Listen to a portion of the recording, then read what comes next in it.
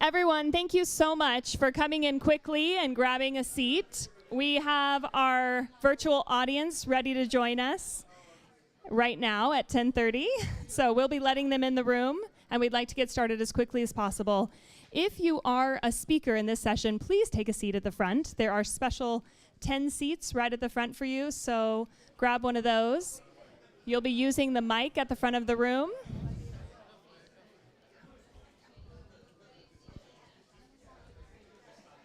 Thank you so much. And that will free up some seats in the room. So if you're new joining us for this session, please find a seat. It's cozy. Remove your jacket if you'd like. We realize it's quite warm in here.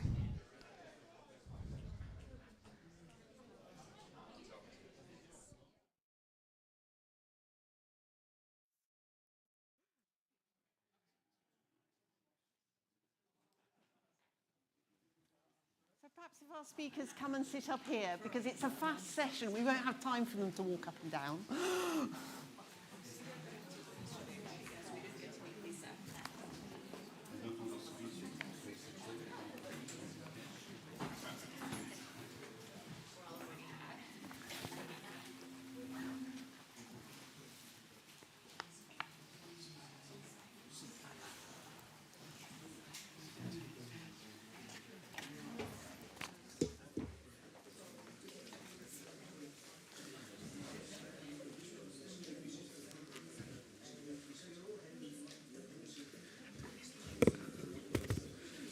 Hello. Good. We are all getting ready for an amazing session. And I want to welcome all of us to the London Global Cancer Week Radiotherapy Spotlight Session and panel discussion today. We welcome our in-person audience and also our virtual audience. Thank you for making time to be here.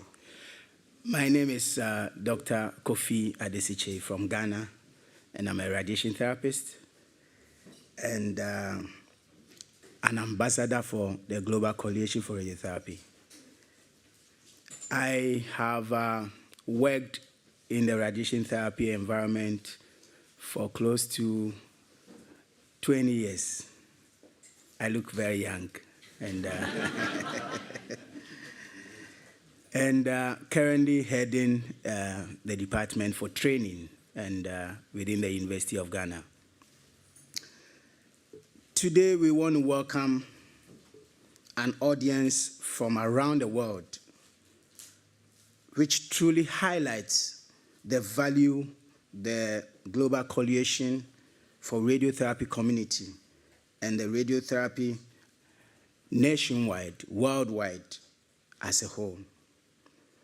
It is essential for us to strive to deliver safe, quality, and accessible radiotherapy all over the world.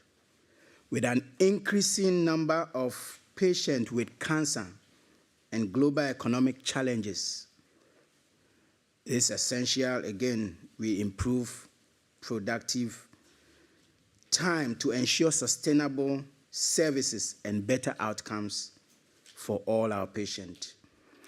For me, coming from Africa, I see a great need for this because all over Africa we are struggling with machines, equipment, and even access to treatment. Patients are paying out of pocket. And if you are diagnosed and you don't have money, then that will be a hell. So this is a great day for me today, and I want to introduce someone special who will be our moderator for this session. In fact, I've been following her for some years now, and I look at the passion that she drives and carries along, and it amazes me what it will be for us to get someone like her in Africa. But she's doing amazing for the world. And I think some few months I heard her talk about some equipment, new equipment that United Kingdom will be receiving. And I was just there and asking myself, when you get all this money and you get these machines, bring your old machines to Africa. Professor Pat Price is a radiation oncologist and a clinical oncologist who has worked for more than 30 years. You know, the passion with which she works is amazing. Today, it is a pleasure for me to introduce her to be our moderator for this session. She is an advocate like no other, and we are pleased to have her chair the Radiotherapy UK and also a co-founder of the Global Coalition for Radiotherapy. I want to welcome the moderator, Professor Pat Price. Thank you so much.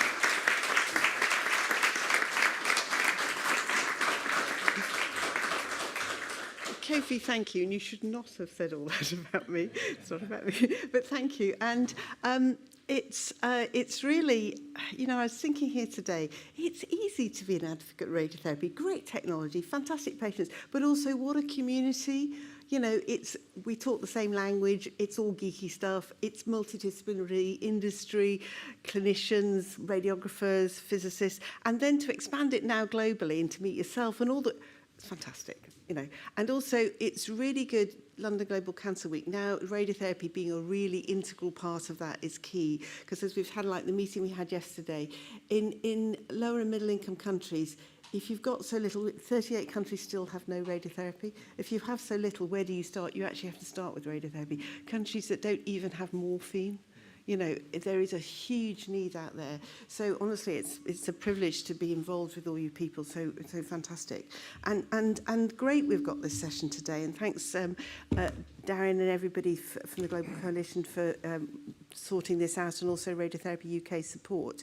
So really, what we want to do is to have a really good discussion here and about where we're going to go. We're talking about improving productivity and quality of radiotherapy services, and that's key because we want it to be sustainable, and ultimately we want better outcomes for patients. But there's obviously huge challenges in delivering high standards of performance, and it requires so much integration of various strategies and technologies and politics and local and everything really. So we've broken down this session into 3 sessions. First is going to talk about access, clinical service and patient flow, and we've got Claire, Lawrence, Vishal and Solomon talking there. Then we're going to talk value-based funding and evaluation, really important. If we can show the value and the economic estimate and the evaluation, that's how we move forward. And Sophie, Rob, Kate and Habib are going to talk about that. And then we're talking about implementing quality of radiotherapy, which is, again, vitally important. And Frederick, Lisa and Amaka will talk to us about this. So each speaker, it's going to be a race time here now, each speaker will present on their own topic and how that drives productive and quality of radiotherapy, and then I'll ask some follow-up questions. So please look at the agenda, and there's a QR code. We've got a full bio of all the speakers, so think of some questions yourself and how we can engage.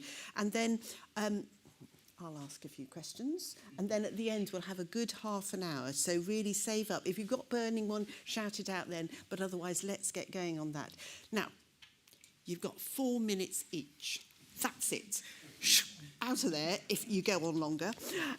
And then a follow-up question. So I'll be strict, otherwise we're not going to get through it, because we really want to get on to our discussion at the end. So without any more ado, so first of all, we have Claire Smith from ICON, and we're going to hear from her about workflow organisation and implementing the stream flow of workforce. So welcome. Crack on.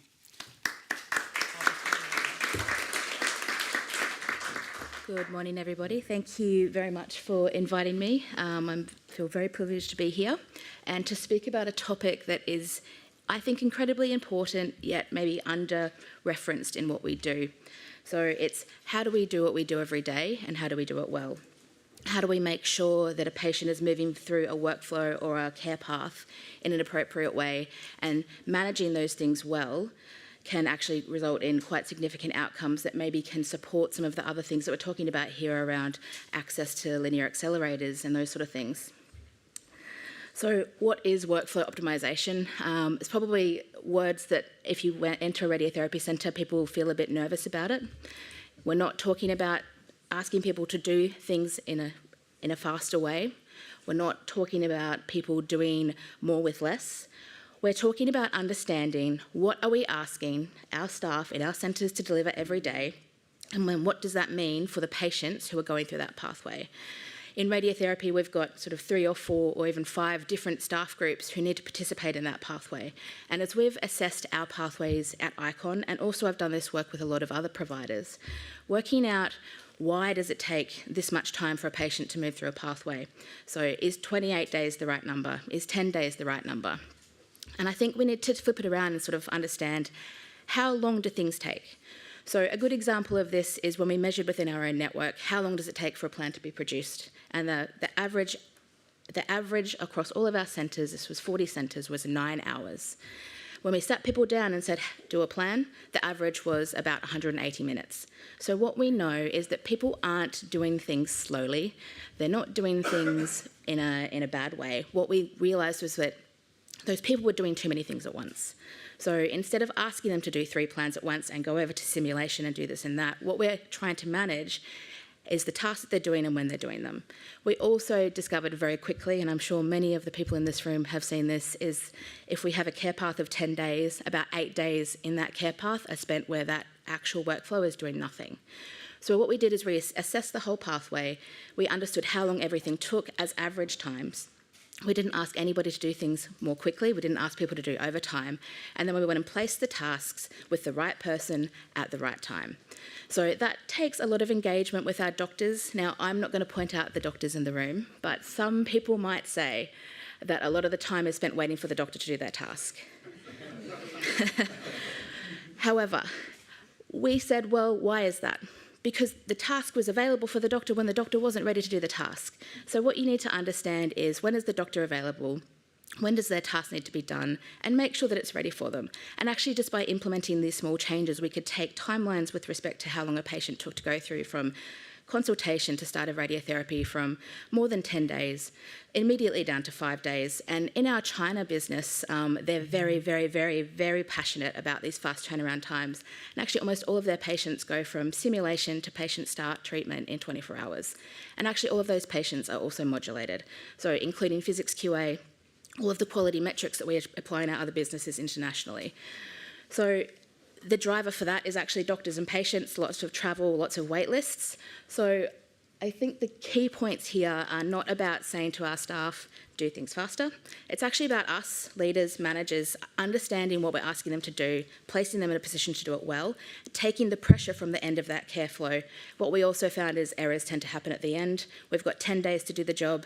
90% of it gets done in the last 24 hours, sometimes when the patient has arrived. So we removed those pressures and put them at the start.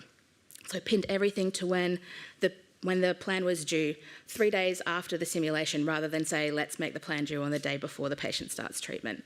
So as we've done this, what we've seen is a much clearer representation for our business of how much work are we asking our staff to do. And if we can see that that work is starting to peak up, then we can actually manage it for them. Not say, you're on your own, manage it, do overtime, because overtime is not the answer. Making sure that our staff feel like they can provide the quality care, but also go home at the end of the day and feel satisfied that they've left and they know that everything's taken care of. And then also be able to really adequately track what our workforce needs. Still good? So the key points here are doing things in the same way. It's not saying that everybody has to produce in a plan the same way, but they need to produce a set of quality metrics in the same way. We need to be tracking that time that it takes to do things, making sure that our training aligns with what we're asking people to do, and also auditing the program along the way, and making sure that when we see these things start to change or elongate, we go and ask the teams what's going on.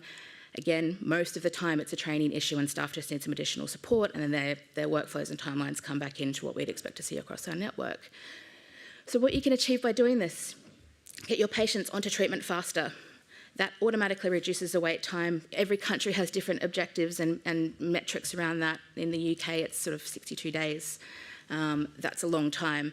If we can take that time and through the radiotherapy pathway shave 10 days off it, we're going to do a lot of positive things for the patients and also a lot of positive things for the staff. Great, no, thank you so much. So Claire, thank you. Just one question. So yeah, I think you've covered the business about you're not going to burn staff out. You've obviously, it sounds to be as though it's communication. It's about thinking it through and also probably having a desire. If the Chinese can get it done in 24 hours. That's right. My phone, yeah. Yeah, so if it can be done. So I suppose we've only got time for one question from me. Probably she's glad. How would we benchmark? How would we say what is the productivity we're aiming for? I think if we went from our current UK to 24 hours, we'd have a heart attack. But how do you handle that? There's probably 3 measures. You have to measure the time that it takes. You have to understand what the time should be in your particular centre. So you need to be tracking that weekly with respect to how long the patient pathway takes. You also need to be tracking patient satisfaction. It's a really, really important one. Yeah. So, Net Promoter Scores from patients and get their feedback. And what we know in our business is when patients have to wait, that upsets them. In a lot of our countries, they're also travelling a long way. So when you can bring everything closer, you can keep them away from their family for a less amount of time as well.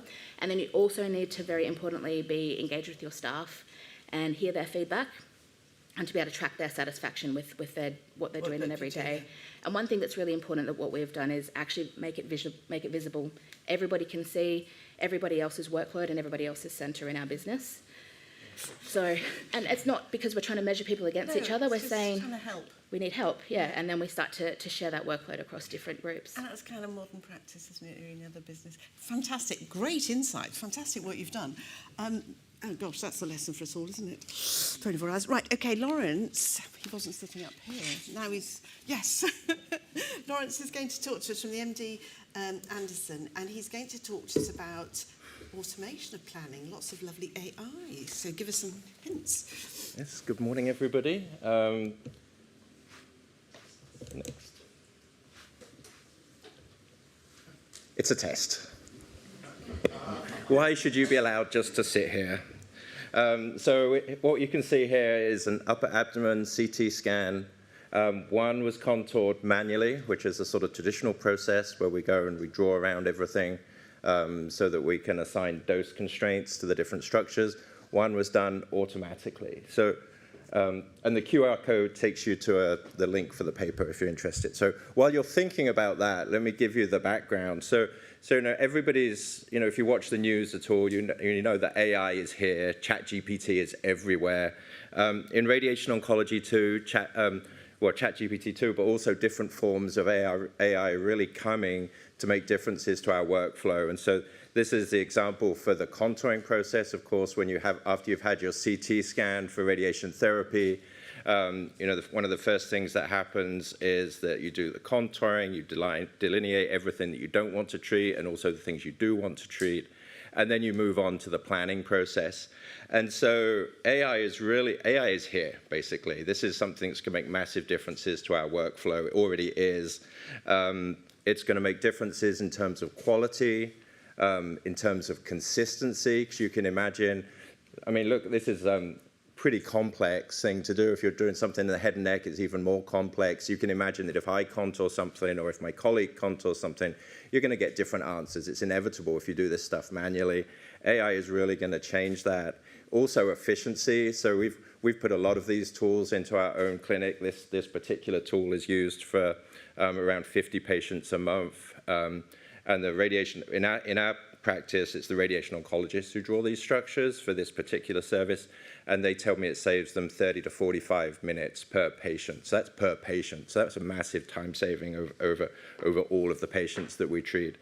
And then also, what do I got? I've got consistency, I've got efficiency, and quality. So those 3 things are going to be massively changed. Okay, so which is which?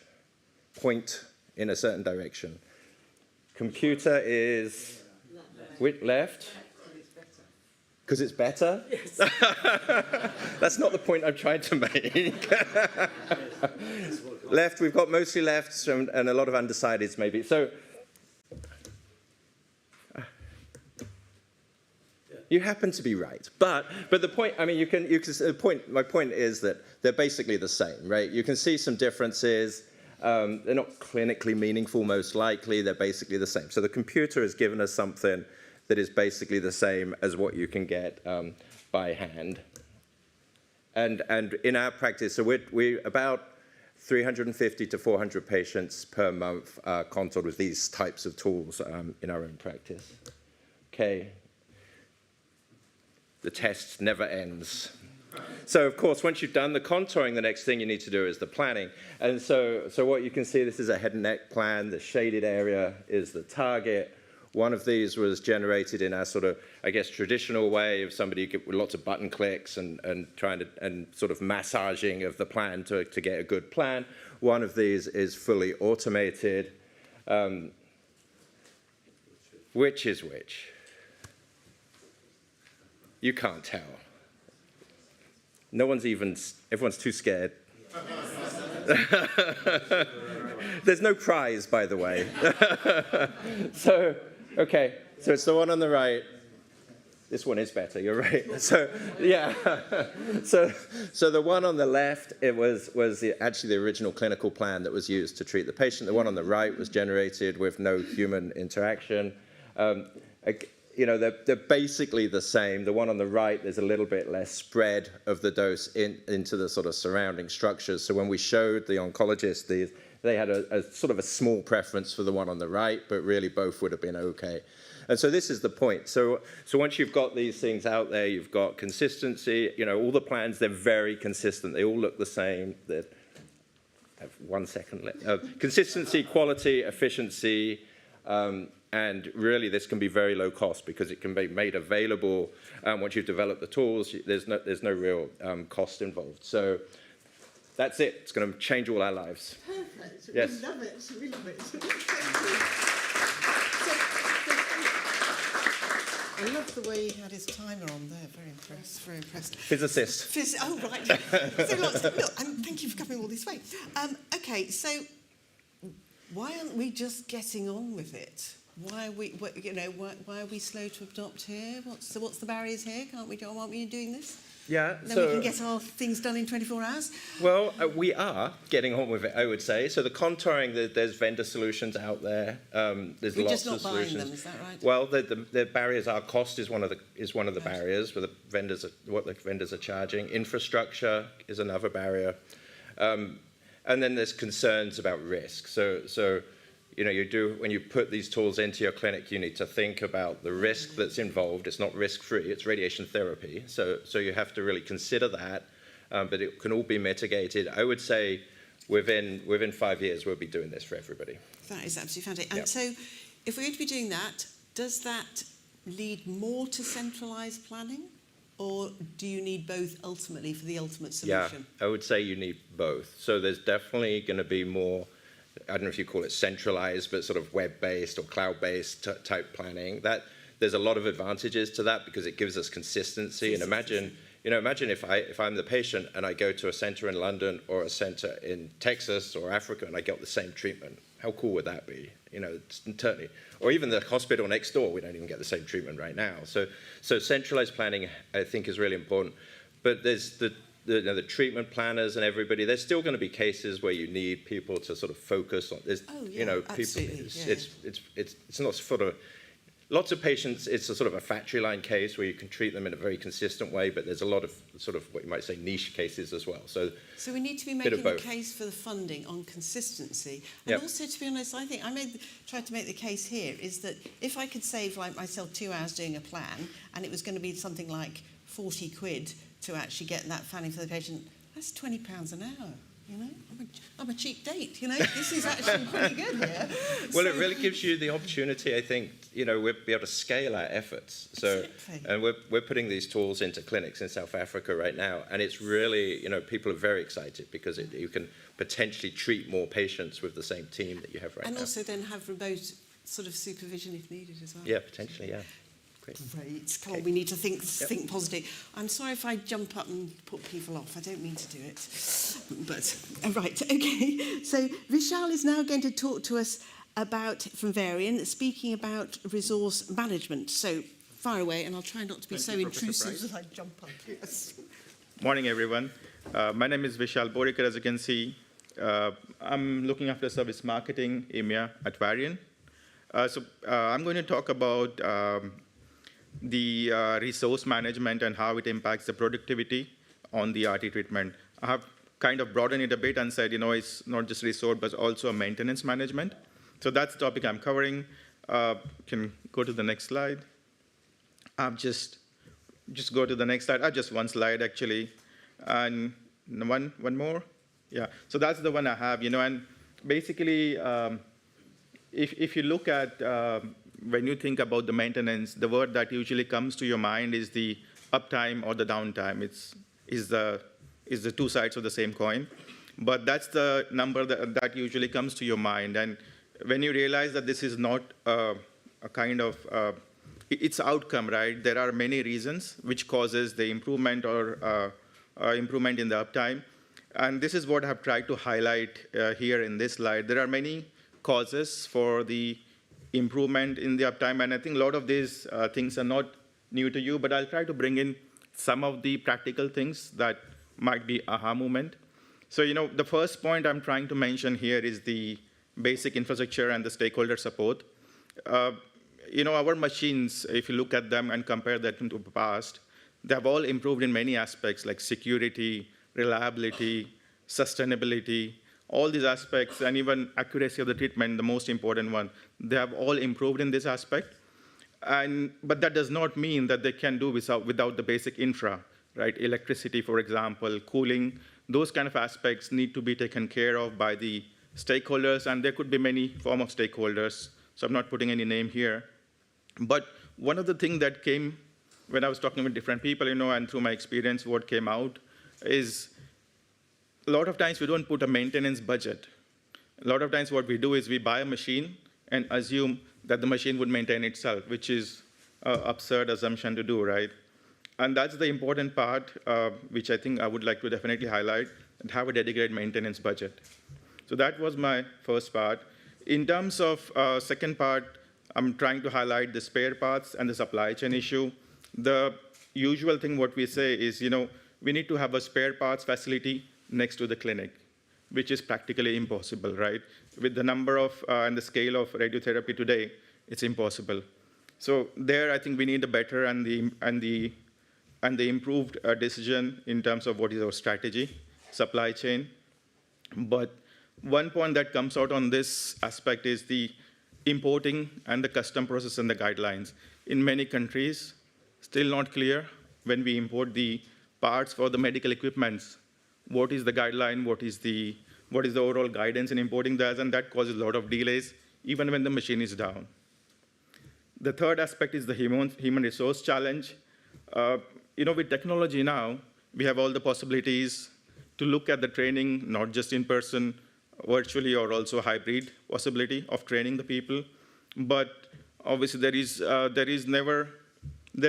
better thing is obviously to have someone next to the machine, trained, highly skilled, who can maintain the machine. But again, that is practically impossible today, right, because of the scale. So there, I think we need some kind of strategy in terms of how do we make sure that there is sustainability in that aspect, especially in some parts of the world. And the last one is the connectivity. I think we are able to connect to our machines 24/7. We can diagnose them remotely. We can even solve some of the issues remotely. But the main important point there is the connectivity. And if you realize that in some cases, connectivity comes at a time when you install the LINAC, you can imagine what is the big hurdle there. So those were the main points I wanted to highlight. Hopefully, I'm in the time zone. Well, I think that's the prize figure. Look, that was really interesting. Lovely to meet you in person. So what it's during London Global Cancer Week, we've talked a lot about this and about how not just in lower and middle income countries, but then also in conflict, and areas about its big infrastructure, getting it all together. Now, do you think we should be making more in our bids to governments and local people about how, if you get your radiotherapy right, you get a lot of things right. You get your infrastructure, you get your transport, because it's not just health. It's in countries, it's everywhere. Yeah. What do you think? Because I also was conscious as well, because the very good work you did in Ukraine with knowledge of remote access to machines, you knew what was going on in those centres when they were having a bad times early on. So where's the priority there? In terms of, I think, overall, if you look at if you want to highlight one or two areas, what I would say is really having a kind of, training to the right people, having that overall sustainability. I mean, it's not always going to be always possible to have one person sitting next to a clinic or a machine. So having that sustainable strategy in terms of, how you're going to handle that challenge of trained resources. Yes. I think that is going to make a major difference. And other points I mentioned is really the spare parts. I mean, yes, even when you have, let's say, a local strategy, how you have a local center available in that region, there is going to be some time delays, right? But if you make sure that the cost, the import processes of importing things inside that region is easier and not heavier on the clinics or the industrial sector, then it would definitely help. And that's really important to prioritise. I heard something awful yesterday. There was some machine that was down, and it's near Garth, somewhere around. They were just waiting for one spare part that was being held up.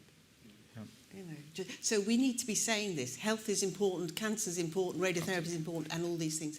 Thank you. That was fantastic. Thank you ever so much. Right. Great. Now we've got Solomon again.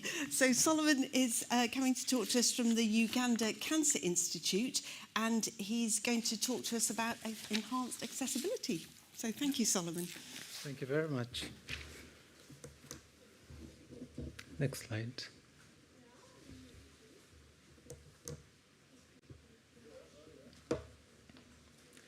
So access to radiotherapy, as we well know, remains extremely low globally. You might be very familiar with this map. It shows the number of radiotherapy machines per million people.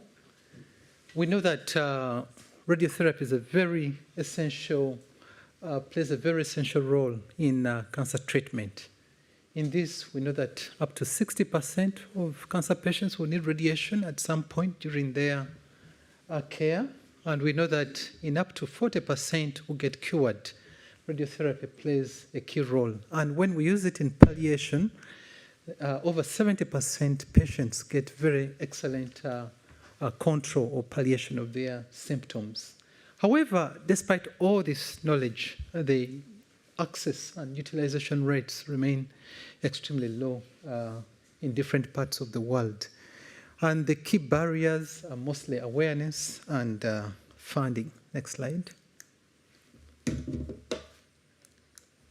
So just to understand where the problems are, in areas where there's a machine, for instance, where I come from in Uganda, then you find other barriers which can be at the patient level, within the healthcare system, or even amongst providers and within equipment.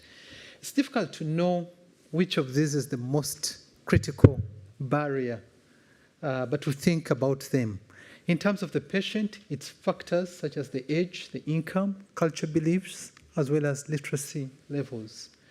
In terms of the providers, it's more of awareness. Many primary care providers might not be aware of specific indications for radiation, and this will delay referral of patients to get the right treatment. And in terms of the entire system, it's waiting time, as mentioned before, which might be due to congestion, due to poor access, due to long distance to radiotherapy facilities, as well as the huge queues to access treatment. What can be done to improve? There are several things which can be done. I think, thinking about this, I think leadership plays a key role, as well as partnerships with people who have done it, and establishing sustainable funding mechanisms to ensure continuity to overcome these barriers. Thank you very much.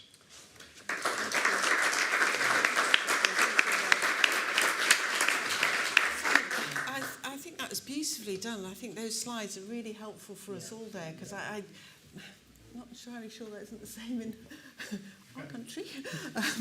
So this is great. So I was thinking, in terms of, we talked yesterday, there was a round table and talking about who should fund radiotherapy, and Kofi was saying in Africa it used to be right, the people should fund it, and then there was the thinking, oh, it should be some world global cancer fund, but it really got back to the governments should fund. They need to take responsibility for their patients and then fund it that way. So how do you, this is a beautiful summary of it, and how do you communicate that to national funders to say, it's a bit complicated? Because I think a lot of them find radiotherapy a bit complicated anyway. But then actually there's all these other things as well. So how have you had success in terms of communicating all that? Thank you very much. Communication is very key towards overcoming these barriers, but I think establishing a national cancer control plans is the stepping stone to be able to mobilize funds. Because whenever you want funds, then the question is, what is the plan? Great, yeah. And what's the commitment? So having national cancer control plans is a very important step. So as the radiotherapy community, we should be supporting national control plans as well. It is our business now. Solomon, thank you for sharing your expertise. Thank you very much.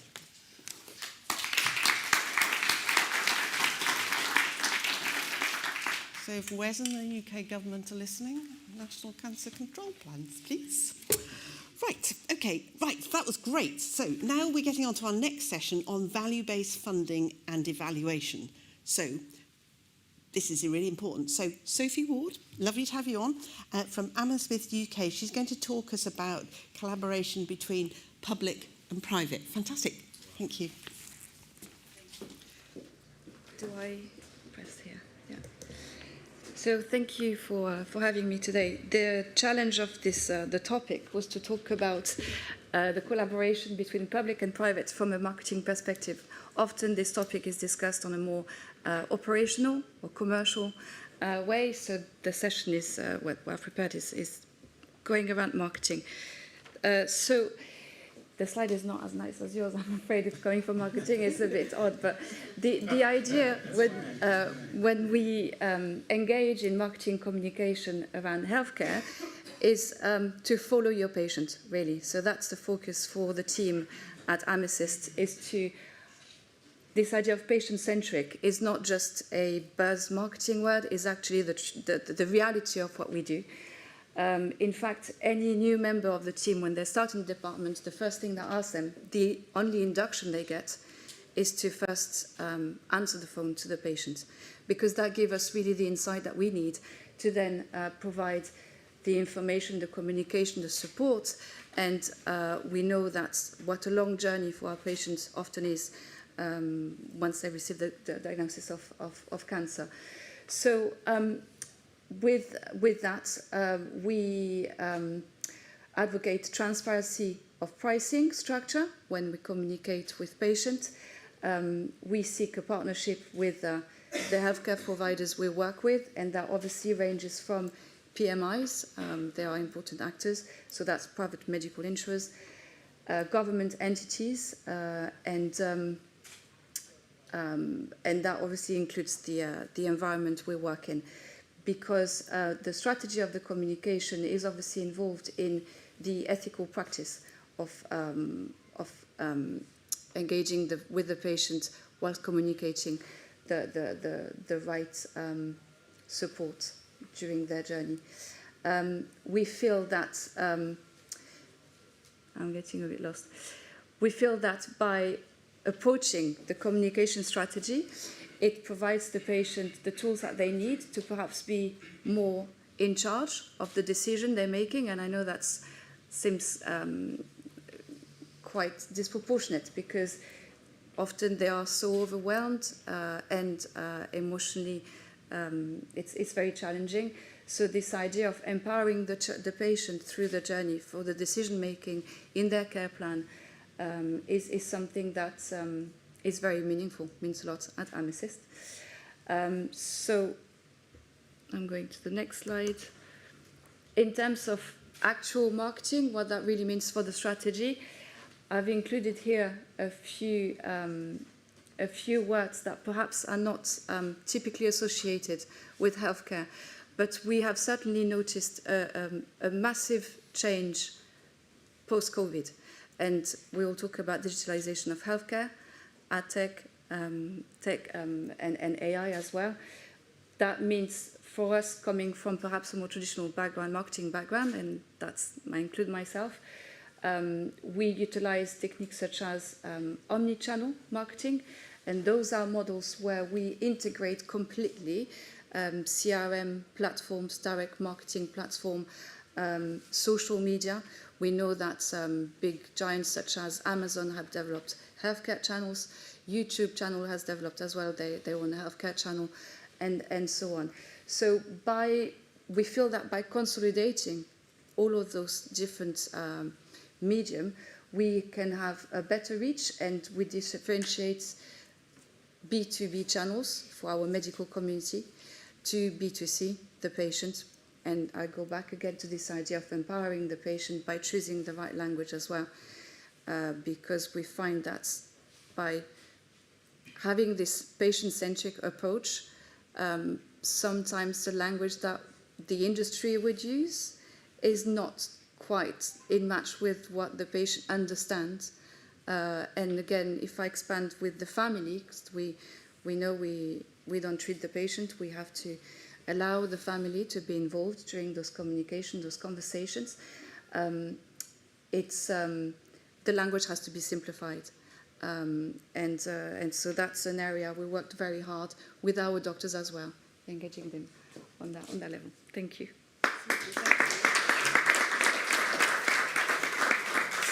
So that was brilliant. So what I got from that also, there are lots of lessons from industry to actually transfer to public sector as well, aren't we? So we don't do this very well. And beautiful about how you were talking about all the techniques you have in the private sector, transferring that to patient empowerment as well. I had a very good talk last night. They said we mustn't call it patient-centric. That's like the bull in the bull ring. It's patient-led. But I think, and do you think, how do we move forward with this? How do we make sure that we learn all these lessons and transfer it to improve patient care in the end? Yes, I actually quite like the idea of patient-centric because, again, because of my background, I come from a very strong e-commerce background. And I think if we stick with the patient, and again, the long journey, we can't go wrong. And that means we should also be thinking about holistic care, all the elements we can add to the support the patient can receive. We can do that digitally because healthcare is becoming digital. We can also eliminate discrepancies between regions, and by utilizing the digital elements, we can have a fantastic reach, really. And it makes it clear your point about asking the patient as well, what they refer to. Big topic. Thank you very much, Sophie. That was really, really helpful. Thank you. So now we have Bob Yates from the Centre of Universal Healthcare. Bob here? Yeah, that's hiding at the back. Yes, and I was been referring to our meeting yesterday all the time. Sorry, that was... well, thank you very much indeed. And just to say, actually, I've just moved to the LSE as of this week, actually, so I've got a new home. But yes, thank you very much, Pat. And in fact, I will be sort of summarising, I think, some of the points we made at yesterday's meeting. So I just very briefly want to talk about funding, financing. How should radiotherapy services be financed, and some tactics maybe as to where we get the money. And really to suggest that the best approach is to frame this within this great debate about universal health coverage. It's driving the global health agenda right across the piece. And what is universal health coverage? It's very, very straightforward. Everybody gets all the health services they need with financial protection. Everyone sort of gets this, in particular politicians get it and like it, which is very important. Now, the very important point that Pat's referred to is that you can only reach universal health coverage through predominantly public financing. There were these awful sort of experiments about 30 years ago, sort of trying to push the financing burden onto households, particularly in developing countries, by the likes of the IMF and the World Bank. But clearly, if you're going to have this universal system that everyone gets the services, you need healthy, wealthy people cross-subsidising the sick and the poor. Now, how does this sort of relate to radiotherapy? Well, going back to that definition, well, clearly people requiring radiotherapy services are very high-need groups of people, whose lives are often threatened. So, and also because the services are often out of pocket will be very unaffordable, they must be publicly financed. So there is a very good case also with the fact that radiotherapy services, many of them are very, very cost effective, that they should be in that benefit package for universal coverage. And of course, the important thing is to make sure that they get in there and the tactics that we might employ to make sure that's the case. And there are many middle-income countries getting to that income level now that this is a reality. So bottom line is radiotherapy services should be predominantly publicly financed. I would also say that domestically financed as well. One might like to think in an ideal world that, the West would sort of fund all these services in developing countries. But sadly, the realpolitik of the world at the moment, and given our performance in the last pandemic, that's not going to happen. And so I think sort of ideas of, say, a global fund for radiotherapy for the birds, it's just not going to happen, I'm afraid. So then how do you make sure that it gets in the benefit package? And just some sort of suggestions for tactics here. Of course, you need evidence and research. And, what an amazing group here discussing this. We have lots of very, very, very strong evidence and research. We need more of that, but we need to get it to the policymakers in a form that they understand and they like. So perhaps we need to sort of go beyond just thinking of the journals and thinking of the tactics that we get this onto Wes Streeting's desk and the equivalents across the world. I think another important thing is to think about an indicator or indicators of service coverage that people that get into the news, that people see it's going up or down. It's difficult to do this, but one thinks, say in the UK, there's a big fixation on waiting times in hospitals. That's got into the public discourse. Perhaps one needs something similar for radiotherapy coverage. To state the blinding and the obvious, you've got to get political. There's no point sort of ignoring the fact it's competition. I'd say do it within the UHC movement. That we're united, we stand in presenting this to ministries of finance. But you have to get political. And therefore, one gets involved in things like fighting injustices and inequities, using the media, naming and shaming countries that are underperforming, all the sort of the dark arts of the politics, really. And of course, make sure it gets into the global debates. And I think, the awareness day is a fantastic idea, sort of that of all these ways to sort of get it up the agenda, World Health Assembly, UNGA, you name it, is a very smart thing to do. And in doing all this, really be thinking about the political marketing of this. How do you sell this to the key strategic policymakers? So it's all about selling the benefits, really. Obviously, the health benefits to the Minister of Health and the population, the economic benefits of all this to the Ministers of Finance who control the budgets. But I think the ones we often miss are the sort of societal and political benefits, to really sort of go route one to the politicians who, at the end of the day, what they want is power, to stay in power, and sort of sell this idea to them that if you do right by radiotherapy services, there are votes in this will make you popular, and then you get their attention. Thank you. Thank you. So, question to you. Completely agree with all that.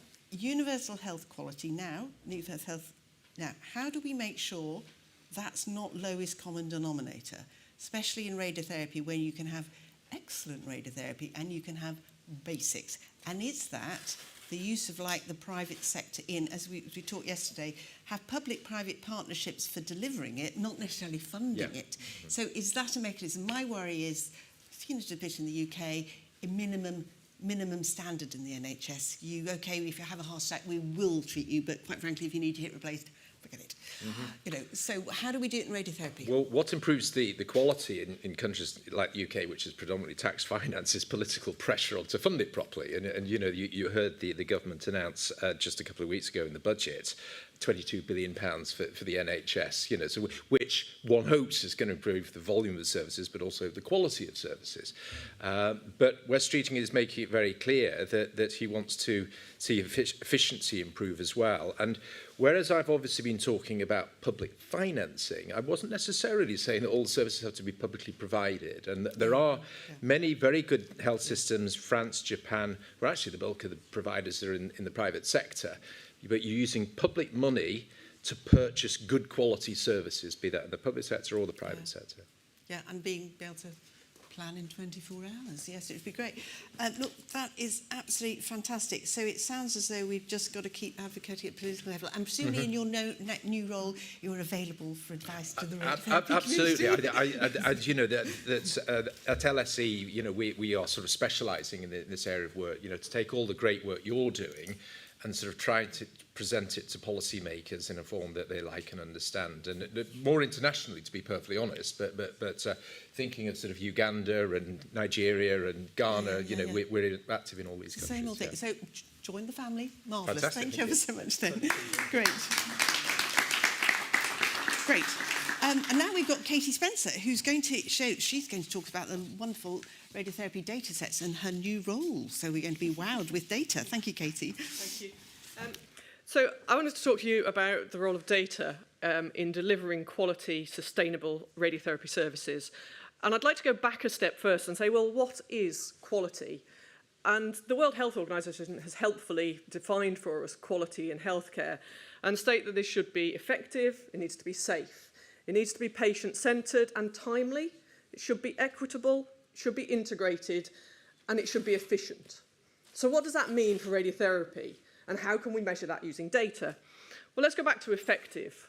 We can think about increased novel technologies or newer technologies now, IMRT, arc therapy that deliver highly conformal treatment. Well, are we all delivering them when we should be? Let's use data. Let's find out. Are we doing that across the patch, across our country, across jurisdictions? Is it safe? Are we delivering radiotherapy so close to the end of life in the palliative setting that our patients may actually be experiencing more harm than good?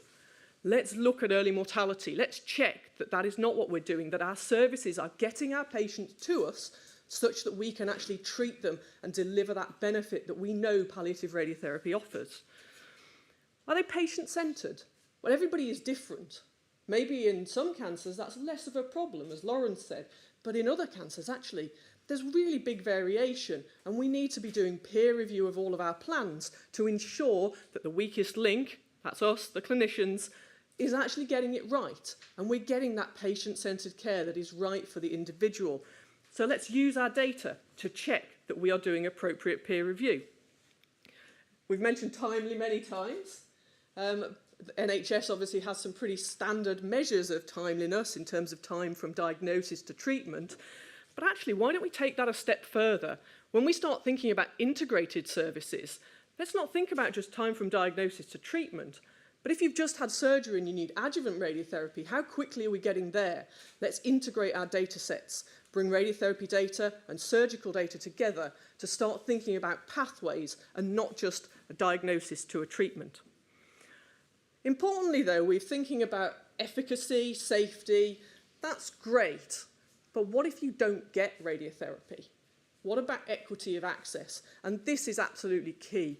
And there we need linkage to cancer registration data. We need to know who's out there, who is eligible for radiotherapy, who should be getting radiotherapy, and are we managing to deliver that? Let's look at that, again, across our jurisdictions and within them to understand where the variation is and use these data to really highlight where do we need to go digging? What are the issues that are causing this variation in access that's been beautifully highlighted?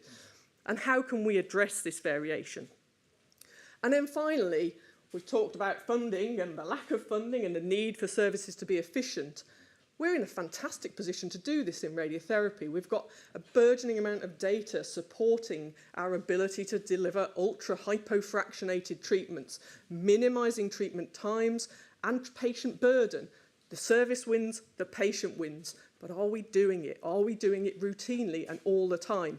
Again, we've used these data to be able to look at that when Fast Forward came out with breast cancer hypofractionation in the pandemic. The vast majority of providers took it up immediately and we switched. But not everybody. But by showing that not everybody did it, you can go to those providers that aren't doing it and say, do you realise that you're the outlier? Everybody else is already on this. And actually that's really powerful. So bringing best practice from one place to another, using the data to highlight where is this best practice? What can we learn from you? How can we improve and get better? And ultimately doing that not just within our jurisdictions, but hopefully beyond and between jurisdictions. Great.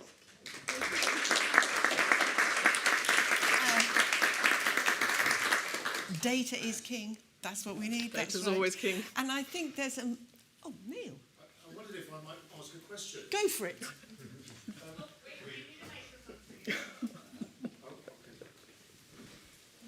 Neil, it's lovely to see you. We will have time for questions at the end too.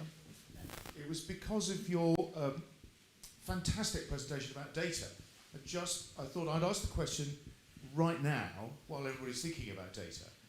I wanted to ask, has the government understood the power that data will give the government in terms of decision making about, well, funding and actually calling us to account if we're not being efficient enough?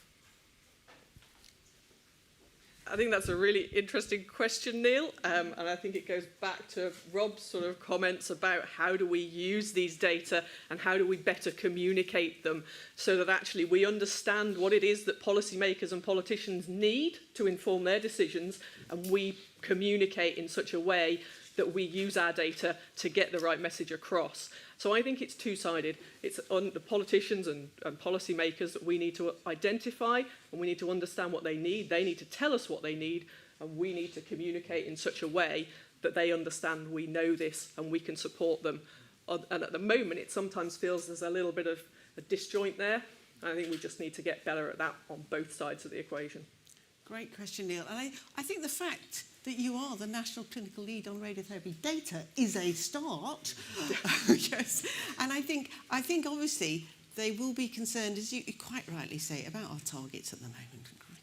They'll be a bit scared of what the real data does show them. But I think if we can give them confidence that we can work and make it better, and this is the way forward, you know, being honest and transparent and knowledgeable, it is the way to do it. And I also think we can lead the way, because I think all those years when radiotherapy data sets started, I remember all those times, it's because we can get the data straight off the machines. That was the, you know, and that we mustn't underestimate that. So I'm thinking of the low and middle income countries. It's all about putting it right in at the beginning.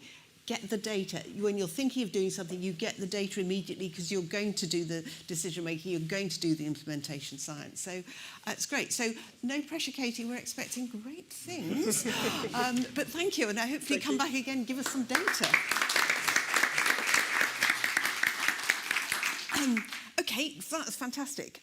Okay, so now Habib's going to talk to us from Electa, and he's going to talk about service development and commissioning and support. We're delighted to have you fly over for us. Thank you. Thank you for inviting me here, and I'm Habib Demi. I'm the Chief Commercial Officer of Electa.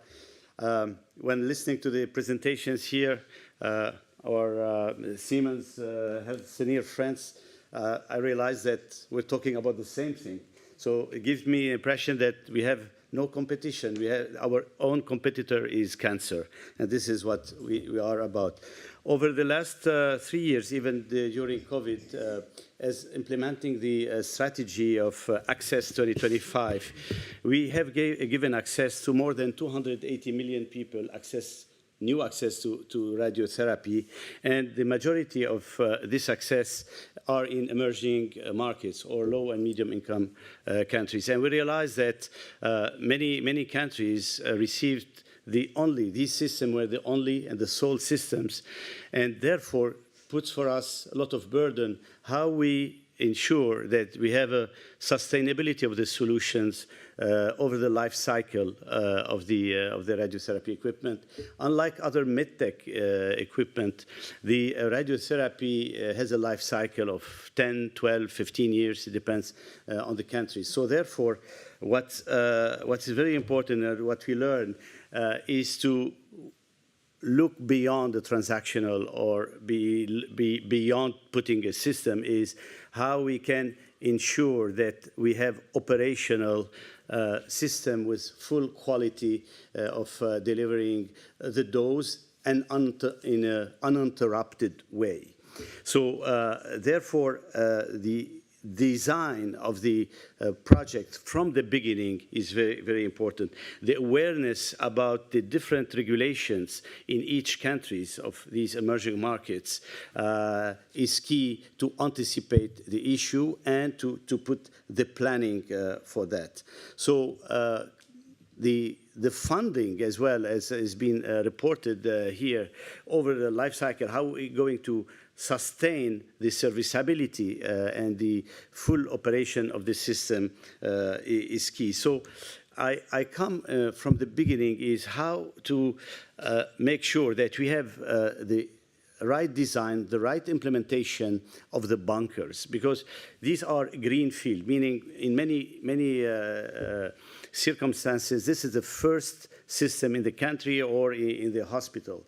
Unlike a mature market where it's a replacement, so the users or the investor or the hospital has to figure out all the cycle and integrate it into flawless operation. So therefore, I mean, either from the construction's point of view, having specialized constructors that the vendor can bring, or that other consultants can bring that have done it before, and made sure that from the first time they have the solutions. Figuring out how they're going to work with the governments, with the importers, in order to ensure the serviceability and the importation of whatever needed to make the equipment operational with uninterrupted way, because we cannot interrupt the treatment. Training is essential. Pre-training, I mean pre-installation and after the installation, along the life cycle. So therefore, we cooperate with bodies like the Atomic Energy, International Atomic Energy, to have anchor centers and common training and awareness in these countries. The digital platform is key as well, because a lot of support of service is remote. We have around like 40% of the cases can be fixed remotely or in a predictive way. So training either of the personnel or of the technical engineers are key. Having a local strong partner as well who can understand the issues and the particularity of each country is key. So overall, what would like to say that, respecting my time, it's not about only selling the equipment, is about implementing a solution overall that is operational. Yeah, thank you.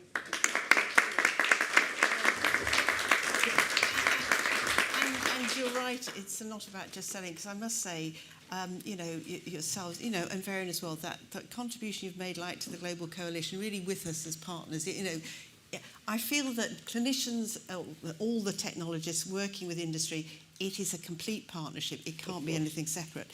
So, and you made a very good point there about the IEA anchor centres. Mm-hmm. I think they're going to be really important, aren't they?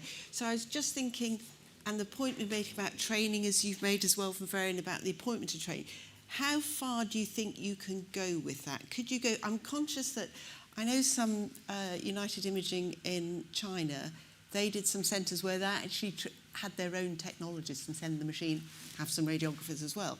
How far do we go with that, or is it just training? What you know, are you the ultimate solution? Here it is. I think it's a holistic one. Is getting as well working with the academy to have to integrate the right programs for medical physicists, radiation oncologists. So pre-training as well to make sure that they are aware of what does it take to have a radiotherapy system. So in that case, having curriculum with the IEA in some markets is key, having these anchor centers, cross-trainings as well, having regional centers for training, theoretical but as well practical, and definitely post-installation during the life cycle, where we have advancement of techniques. I mean, even in emerging markets, I mean, we need to use VMAT because we need to use hypofractionation because shorter we do the exams, but it is for the patients and in order to. So I would say integrating it in the curriculum with the academies and post-graduate as well training. But at the same time, I would say with the IEA, but as well as a company, we have a responsibility to ensure that we have a curriculum to make sure that they're using the technology at its utmost. And is there any way us as treaters can interact better to support industry in their efforts there? Is there anything we could do better? I think this is part of the development of the companies, is that to have a feedback about how we can improve the treatment, what type of new features. I mean, we talk about AI here. It's extremely, I would say, key, and we're, I mean, we should develop equipment and technology that address needs of the clinicians ultimately. So voicing the user's needs is our focus. I mean, we develop based on what please or make the life easier for the user, not for the engineers. Yeah. Great, thank you. Thank you. Again, thanks for coming on this side. Good. It all gets back to communication, doesn't it? Okay, now implementing quality radiotherapy. So delighted to have Frédérique come from Accuray. I always love her European outfits. Always sparkles us. So you're going to tell us about how industry partners can drive up quality improvements. Thank you, Frédérique. Thank you very much, Pat. Thank you for inviting me. Hello, everyone. So what can industry do to have an impact on quality improvement and access to radiotherapy?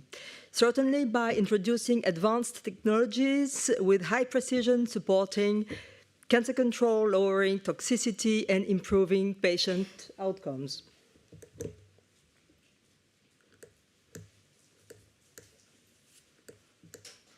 There we go. Come on. Here we are. Here we are. For instance, taking the example that was shown before using AI-driven capabilities such as real-time tumor tracking or adaptive radiotherapy that enable extreme precision and personalization of treatment. Also by supporting practice changing such as hypofractionation, which provide efficiency benefits for to start with for the patients who can return to their normal life quicker and have to travel less to the hospital. Also for the healthcare system with increased patient throughput and possibly compensation for staff shortages, and also for the society with higher productivity. Higher efficiency may also come from reduced planning time to possibly allow doing on the same day planning and delivery of treatment. And also it's possible today to have significant reduction in commissioning time, that is a methodical, lengthy process. So it's possible to reduce by 50% the long time it usually takes. Impact, access and quality of treatment can also be done by offering differentiated solutions, either dedicated solutions to some techniques, but also universal solutions that offer flexibility and versatility to the centers. With platforms adapted to the country economic status and needs, so more advanced or more so-called access type of platforms, and then offering some unique technologies, robotic, helical, for instance. Besides technology solutions, there are also other modalities that have been developed earlier, such as training, offering training in person, on-site, virtual, offering complete training from commissioning up to the first patient and even beyond, and offering training facilities that are spread worldwide in different regions of the world. Offering solutions that include maintenance and spare parts, as it was said earlier, platforms that allow connecting users and their peers, and contributing also in advocacy activities as we do today. I just would like to finish by sharing two great experiences that we had respectively in Pakistan recently and in Kenya. We've been very lucky at Accurate to have this long-term partnership in Karachi at GPMC Hospital, who first installed their first robotic device in 2012. And this really supported a lot of Muslim donation to their Patient Aid Foundation. And this has led to setting up more machines, including the latest generation. Treatments for cancer and also for functional disorders, they are delivered free of charge to the patients from 15 countries, and there will be more to come, regardless of nationality, religion, and ethnicity.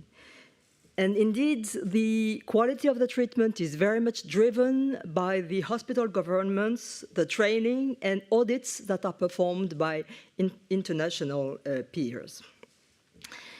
In Kenya, there is a national cancer plan and also a national health insurance fund, but not everyone is registered at all, and also patients have to travel long distances. The goals of the hospital in setting, especially the radiotherapy center, was to have a comprehensive cancer center with a radiotherapy center with one LINAC, brachytherapy solution, and one CyberKnife. They have been willing to decrease the outbound medical tourism and also to increase the inbound medical tourism to generate income from private and overseas patients. Reduce also travel costs for patients thanks to hypofractionation, reduce waiting lists, and the hospital has been very much highlighting the importance of training and continuous education. Thank you.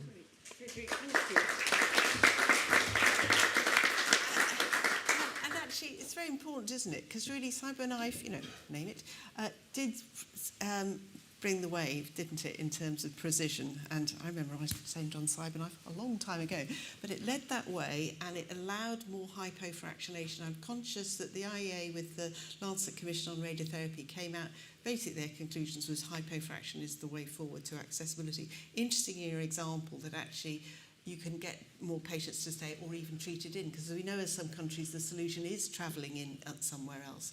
So how much do you think, and for all of industry, we should be going to more hypofractionation? But we need the precision. We can't just go hypofractionation. We've all seen that. Where do you think industry should go in terms of that? I think we really have got to understand the needs of the country, the healthcare system, and how this can be implemented and with training, as you said, you cannot just get started with hypofractionation without being well educated, educating fully the team. So it's kind of we also have got to work based upon previous experiences, our experiences in Kenya as well as in Pakistan and in other places are really eye-opener to us, and we proceed step by step in learning, in networking, in getting to know much more the country, again, the economic status and the needs that they are. That's it's really important. And I suppose to also have confidence in it. I remember not that long ago, 2018, one of the powers that be I was talking to said, SBRT, oh, it's very difficult, very dangerous, you know, very careful, as in we're not funding it. So I think it's to have that confidence. And again, it's like with the AI, you've got to have your checks and balances, but if you get it right, gosh, great. Frederick, thank you so much. That's lovely.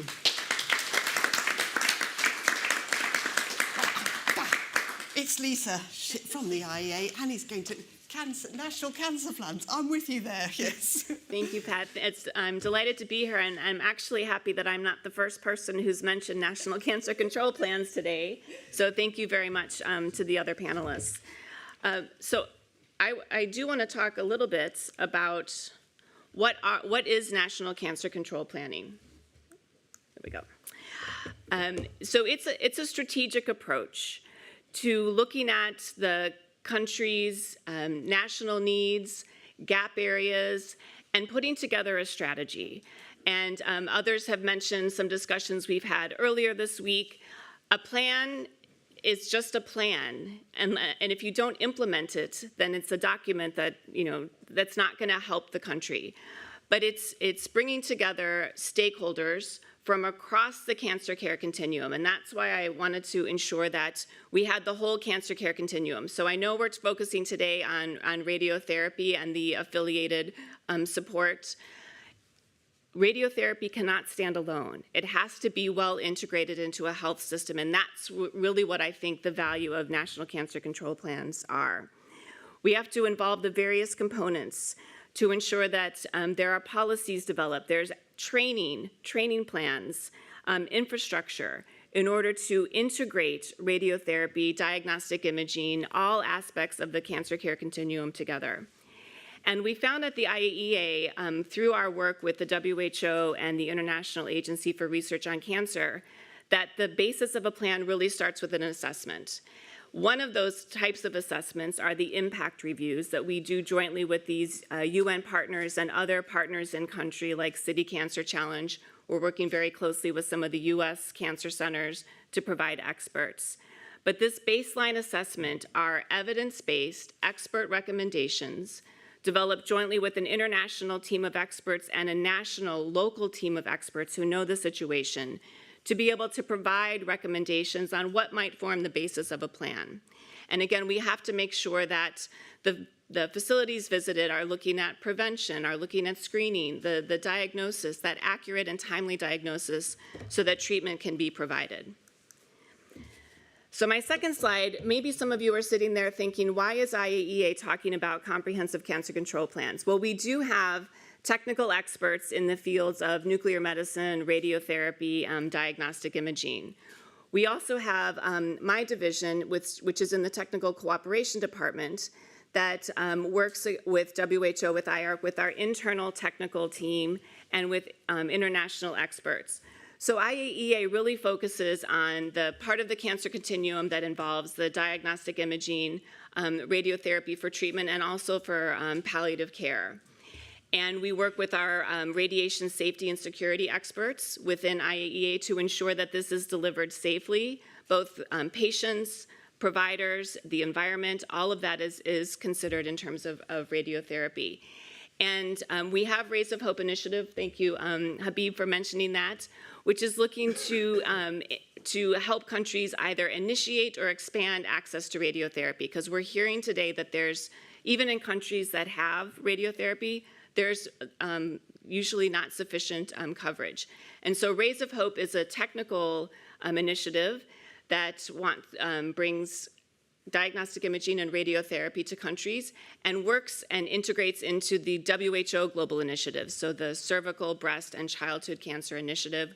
We have the Joint Program in Cancer Control with WHO, and we're also linked to the IARC Global Initiative on Cancer Registries.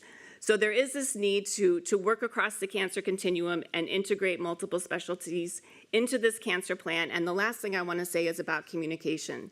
So we've talked about how do you communicate the priorities.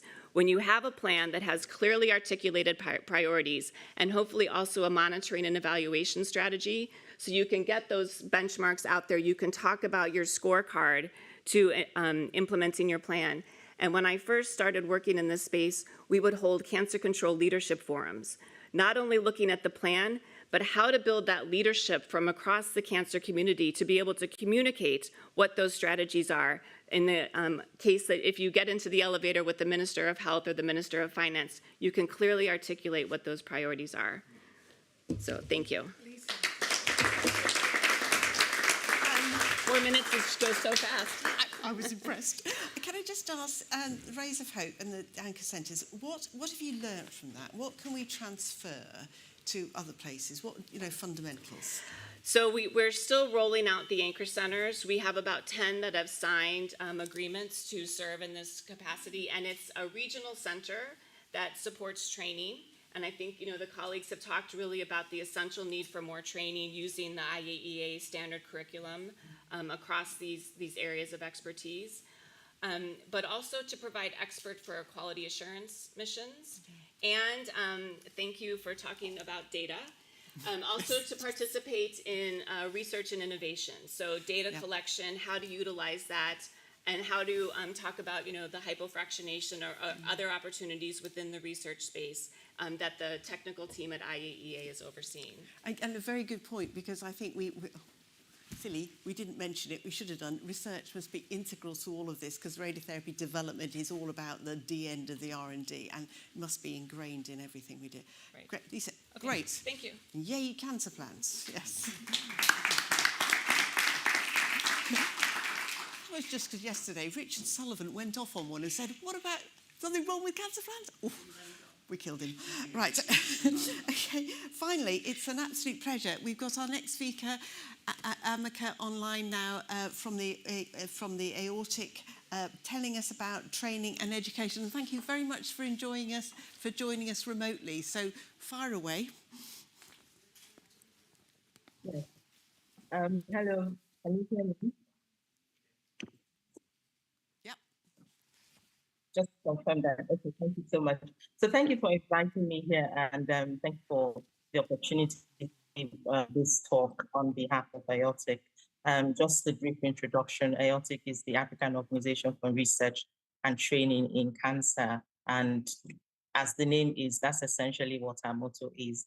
So I'll be talking, next slide, please. So I'll be talking about how education training can improve radiotherapy. And this slide, I think a colleague earlier on presented the infographic that shows clearly the deficit that exists in many LMICs, particularly in Africa, in terms of the infrastructure that is required. And also, since I'll be talking about training, the manpower that is needed to provide safe and effective radiotherapy services to many of our patients. As we all know, many of our patients presenting locally advanced metastatic stages, increasing the need for radiotherapy. So it's really important that we're able to offer this service at whatever stage that they're presenting. So just to give a little background on where we are in terms of Africa and the human personnel that we have, according to the DIAC for Global 2020, it shows that there's a shortfall as it is globally, but particularly in Africa, where we have, there's a shortfall of around 39% of radiation oncologists that is required to treat the people with cancer. Medical physicists, the figure is around 68%, and then the therapy radiographers is about 67% of shortfall. And then it's projected that, especially now, with the increasing incidence of cancer globally and particularly in Africa as well, we would need more than 12,600 radiation oncologists to be able to provide safe and effective service to the patients, and more than 10,000 and then medical physicists and 29,000 radiotherapists. Bear in mind that to be able to provide these services, to be able to provide this manpower, it takes many years to be able to train a radiation oncologist, 5 years, actually medical physicists and RTTs. And then when we talk about where this training is on the African continent, there are about 12 African countries that have very well established radiation oncology training centers, training programs, and only 9 African countries that provide training programs for medical physicists as well. So when we look at the proportion in terms of the IEA stipulation of 1 to 200 patients, for instance, in a country like Nigeria, where I'm from, with the projection of around 125, thereabouts, 1,000 patients. And we know that is also not very accurate. We have a little under 80 radiation oncologists. So if you put the maths, we're looking at around 1 radiation oncologist servicing around 1,500 patients. So we can see already the strain that that provides in terms of being able to deliver effective services to the people. Next slide. So to be able to deliver this service, okay, I think that's from NC. I haven't changed. Okay, right. So what are the key drivers that will support providing quality radiotherapy and improving productivity? Of course, we know that there's need for clinical skills training, and there are a few examples. We've talked about the IAEA, talked about some operations with Kenya that was highlighted earlier on, and there are a couple of others on the continent, and IOTIC is also working closely with some of these organizations and in country to be able to provide that. Same thing also with continuous professional development at IOTIC. We have a radiation oncology special interest group where we occasionally run programs. We finished one brachythera on brachytherapy, 3D brachytherapy for cervical cancer. So we know that these are some of the key drivers that can help us bridge that gap. We've talked a lot about technology, and we're looking at how we can use technology to bridge the gap as we try to ramp up training. And there's also need to look at mentoring programs. There are collaborations, successful collaborations that we had that have improved capacity for skills and for research. I think Katie talked about the need for data, and data will ultimately inform policy and practice. IOTIC partnered the Clinical Research Mentorship Program. This will be the second year now to try to improve skills for research among the junior residents in radiation oncology. So these are some of the examples that we see as key drivers that facilitate provision of quality radiotherapy services. And we know that once this is done, the impact will be for improved patient outcomes through precise and effective treatment, efficient use of resources to reduce treatment delays and wait times, and also consistent adherence to treatment protocols, ensuring high quality care. And this we are able to achieve using a collaborative approach. We have international partners that we are working with to be able to do that, and also at the regional level. And we're very happy with the sites that has been talked about, because we think that if this will help to build regional capabilities and skill sets on the continent. So I think I'll just stop here for want of time.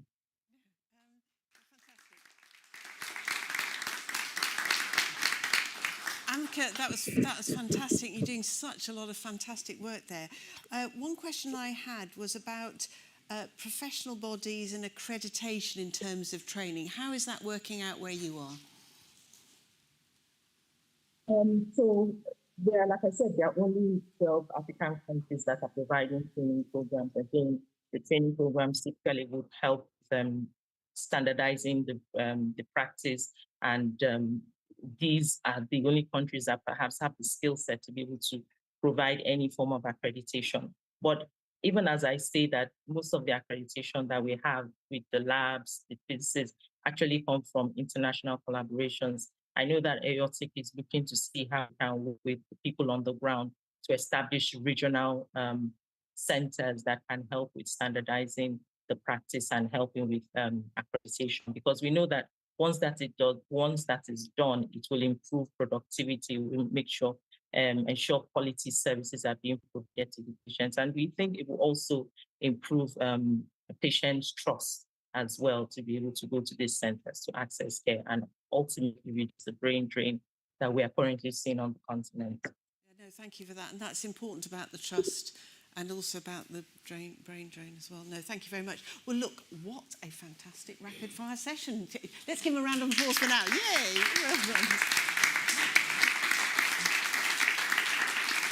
And putting up with me interrupting you, but then should we give the audience a bad time now? Yes. So I'm going to open it up to the audience, but also we want some questions. Otherwise, I'm going to ask you some questions.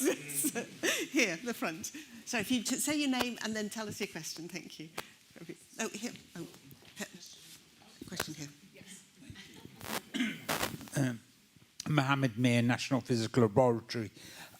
Thanks to all of the speakers. Common thread throughout of that about learning and training and the importance of research and application of data, so on and so forth. And Solomon, really interesting slide, the one that looked at barriers. Yeah. And I thought we were talking about England and the UK for a minute, following the APPG report. So I think, again, the barriers are common. For me, I suppose the question to the panel would be, would you, in light of that, the barriers, see Lord Darcy's report as an opportunity for radiotherapy? Because I think if we look at the three core issues, I suppose improving efficiency in secondary care, improving treatments, improving innovation, for me, radiotherapy is the perfect answer. And it's how we get that narrative. So I'll shut up there because I could go on forever. So I'll let you speak. Yes. Who'd like to answer that? Yes. Yeah, yeah, go. So I need to make sure that I understand well. The question is that how we can make the, in a sense, how we can accelerate trainings or how we can transfer knowledge or... I think it's the point. Lord Darcy here did a report saying the NHS is rubbish, here are all the solutions. And I think a lot of us are thinking is that radiotherapy's got a discrete community. We've got the technology, we link with industry, we've got the digital, all this sort of thing. Isn't that your exemplar of this is how to solve it? Which would do for the whole world, really. And we're missing that political link, I think. I agree. And this is represented as well when we look at the investment done in radiotherapy within the overall oncology investment.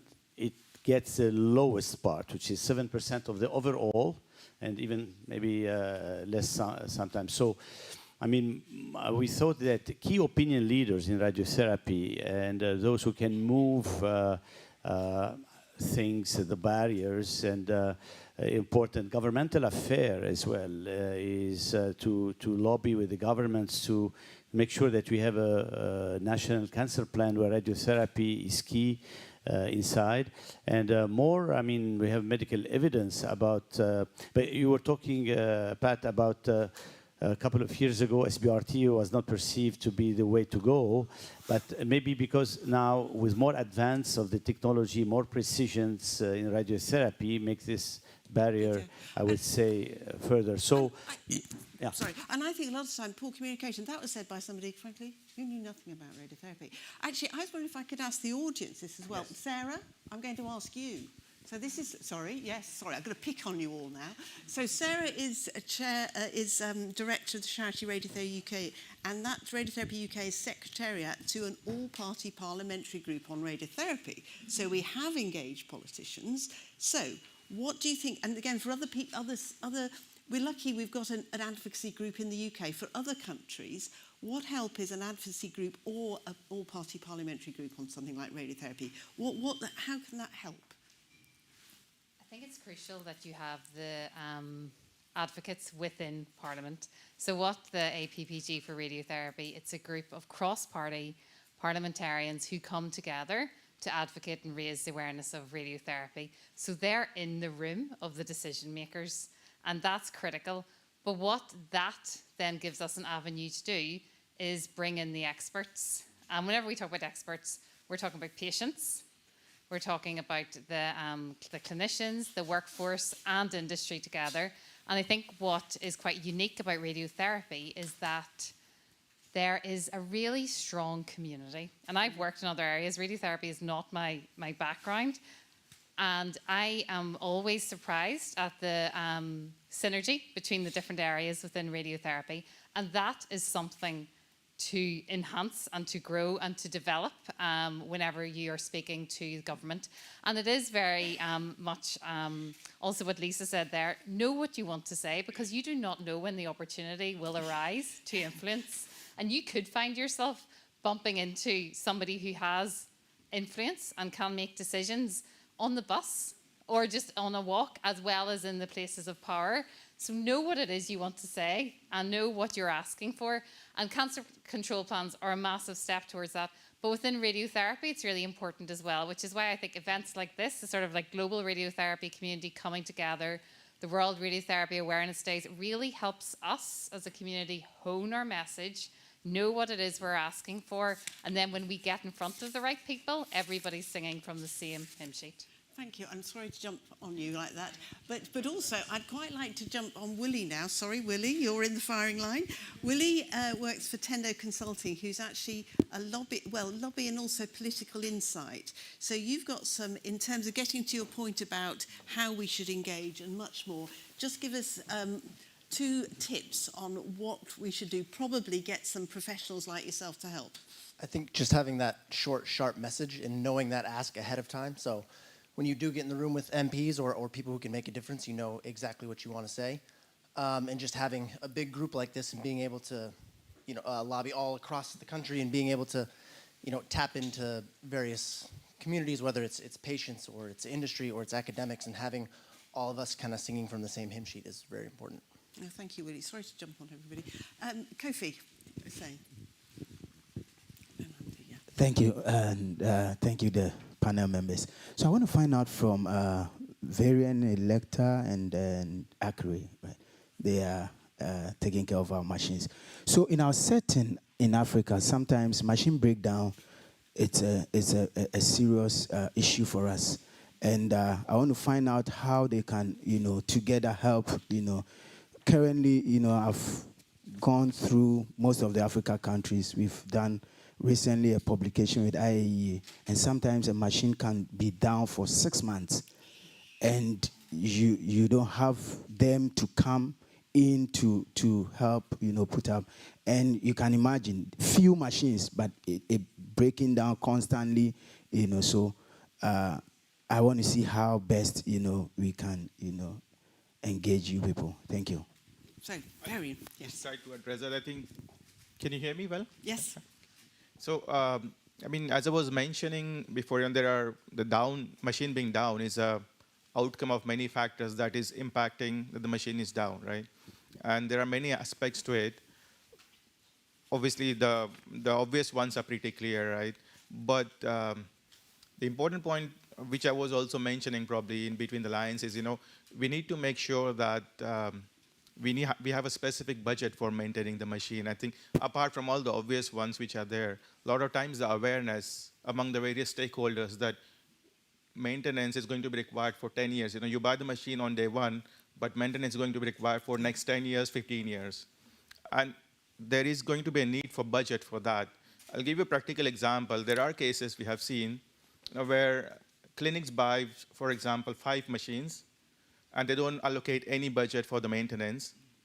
Compare that to having the awareness and buying only 3 machines, put the remaining budget on the maintenance for next 10 years, and you have a seamless possibility to treat the patients over the next 10 years. Yeah. I think that is, important part for me in terms of awareness that there is a requirement for some budget over the years. And I suppose that gets back to Lisa's point about having a cancer control plan, but the granularity within that of a radiotherapy plan, and the granularity within that means maintenance, and this is how you're going to, which we'll get onto it later about the Global Coalition talking about the essential standards, and that should be just to say, because as you say, buy 3 machines and get the maintenance, otherwise you're down for 6 months. That's sort of, any other comment from industry there? I don't know, Vivi, if you wanted to say something. No, I think in these countries it's important to have 2 machines that match each other, because you cannot interrupt the treatment. So it can happen that machine goes down. I mean, but another machine, because it's matched, so it can continue. Well, a remote diagnostic, predictive as well, maintenance, predictive way of knowing what the machine health is, how it's going, and anticipating a failure. Having as well a strong local partner, and this is what we do, actually making sure that, because we cannot fix it remotely. So yes, but it's not acceptable to have a machine downs. We have as well some hubs where we have a big markets where we have the majority of the engineers based there. They can fly, I mean, within 1 hour, 2 hours to there to repair. But funding is essential. I agree on that. Yes, and it's our job to consult before selling, because even if it's not as a vendor responsibility.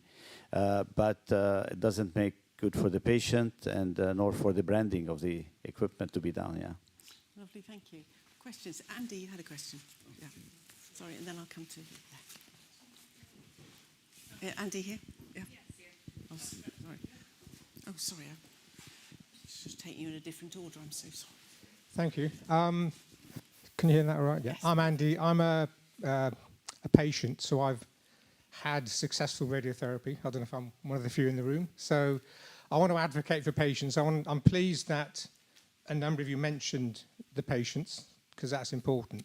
So in an ideal world, it'd be great if the first time someone hears about radiotherapy isn't when they're told they need it, because the brain is not functioning at that point. So in terms of raising awareness to get people into the pathway earlier and quicker, raising awareness with the sort of the GPs in the hospitals and politicians as well, how can we do that? Because one thing that springs to mind is recently Chris Hoy went live with terminal prostate cancer. And I think following that, the traffic onto prostate cancer websites went up 8-fold. So I'm not saying that's a solution, but how do we, and because of that, more people now know about it, and they can put pressure on their politicians and their GPs and say, how can I find out about it? How can we do the same for radiotherapy? Yeah, so that gets back to we've got to say cancer more, haven't we? And we've got to say it's okay to say cancer, and then we've got to say it's okay to have radiotherapy. I think we just have to keep at it. That's my feel. Although still, number of times we've tried in Parliament, can you get a politician to stand up and say radiotherapy rather than radiology?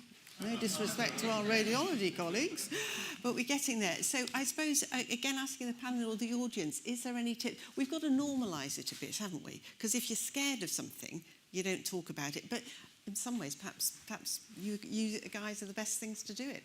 I've had radiotherapy, look at me. Any other thoughts or any other techniques people? And I'm thinking particularly in lower middle income countries as well. We're talking about trust and communication, fear and cultural and religious beliefs or whatever. How are we going to do that worldwide?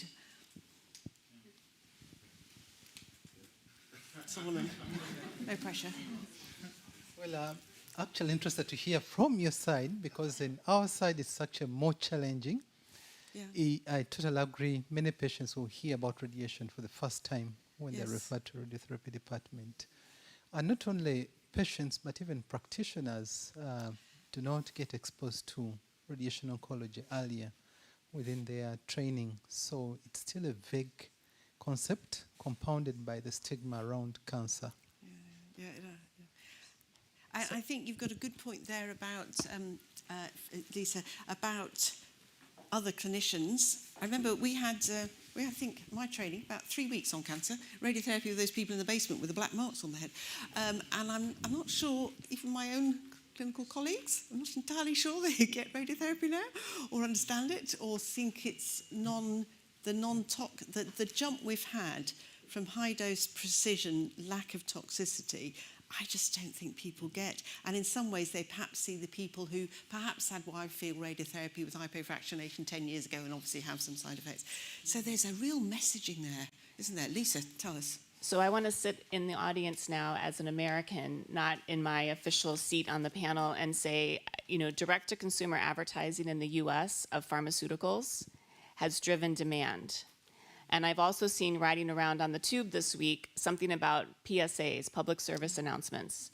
So I think there's an opportunity, what you're talking about, Dr. Solomon, about outreach, in that, you know, the consumer, let them be aware of it before. Also in the US, St. Jude's Children's Research Hospital has ads all the time. So people know if your child has cancer, they know that there's a place to go. And I think MD Anderson also has a good public outreach. So that's an idea, again, in my public response. No, fantastic. Yes, do, yeah. Yeah. I was just going to talk about ICON's experience in China. Right, interesting. And I think it was mentioned potentially today or yesterday, but there was a very, very, very poor perception of radiotherapy in China. And that was because of probably how it had been administered. So what we found is, as we entered as an Australian partner with a range of hospitals into that country, patients were coming to us to ask, who are you, how are you doing it? They were very interested in the technology. So I think sometimes we need to not underestimate, excuse me, the sort of research that patients are doing now.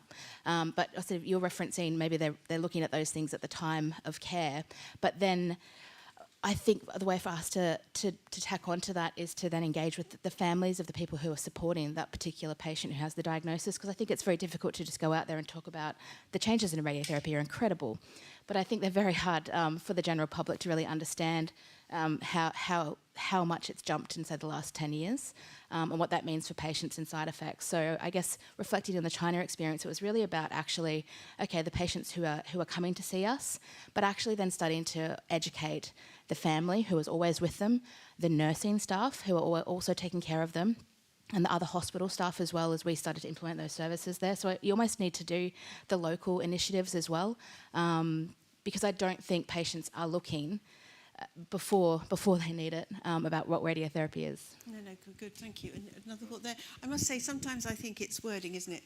Say robotic and AI. Very cool. Yes. Add it to everything. Just to state the obvious, I think you need political champions. I mean, I think the example of Chris Hoy is a very good one, and you need an equivalent, you know, in this day and age with social media and getting the attention.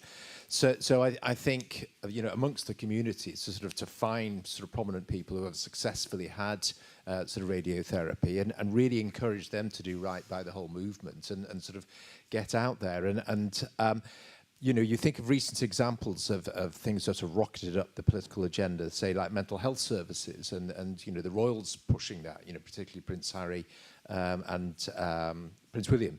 And I mean, I don't know what the situation is with His Majesty the King or with Kate, but were they to have had radiotherapy in their treatment, to encourage them to go public on that would be an absolute game changer. Yeah. Certainly, I know in the UK we have Brian Robson, of those who, apparently he was the David Beckham of years ago. He's been great. And also we've got a gold medal athlete who, as he says, his spinal medulloblastoma, radiotherapy literally saved his life, which is a great advocate. Francois, and then we'll move to your question, sorry, and bring Aotik in. Yes, I just also would like to emphasize that this is exactly what we try and do here, is to put radiotherapy on the public place. And I have some experience to share about Eastern Europe, especially in Poland, where there is a great cooperation with patient organizations. Several organizations have signed letters of agreement to work together on emphasizing the role of radiotherapy in cancer treatment, and they are really the ones in the forefront. Industry is there, but just in the shadow, and that's patient organizations who are really talking, as well as with experts, radiation oncology experts, and they are, for instance, each time it is feasible, there are webinars organized during November, Pink October, or during Lung Cancer Day, or whatever. So experts in radiation oncology are talking on websites that are very well known by the public medical websites, and talking about radiation oncology in lung cancer treatment, in breast cancer. But everything is done in cooperation also with patient organizations who give their experience, who ask questions with live participants. So, yeah, I think it's that collectivity. I sometimes think it's actually, again, in the UK, we've been lucky to have the patients, all of you on the industry task force, brilliant. You've turned up time and time again, year after year, in parliamentary events and speaking. But I felt the last one we had, before you'd have MPs coming in saying, what's radiotherapy? This time they came in and they said, you know, my centre's radiotherapy. They kind of knew it. It's taken a long time, though, hasn't it? Taken a long time. Health economics works. I mean, having economical, showing evidence about the cost and the outcome. This is economical evidence could be impactful. No, I think that's right. Okay, if you'd like to move on, oh, yes, I was going to bring Amika in, because if the mic goes down there for the second question. Amika, you wanted to come in to respond to Kofi, yes? And then we'll come down there. Amika? Sorry, yes, so I don't know who Kofi is now, but I just wanted to say I was typing in the chat that when the question came around advocacy, and I just noted in the chat box that I think that advocacy specifically for cancer for radiotherapy is important. And I know that for us in Nigeria, in the last maybe like 6 years, maybe 6-7 years, we had typically had only maybe like 2 to 3 radiotherapy machines, linear accelerators in the country. And most of the time, like my colleague in the room mentioned, in terms of downtimes, typically we would have only like 2, maybe 1 really at best functional.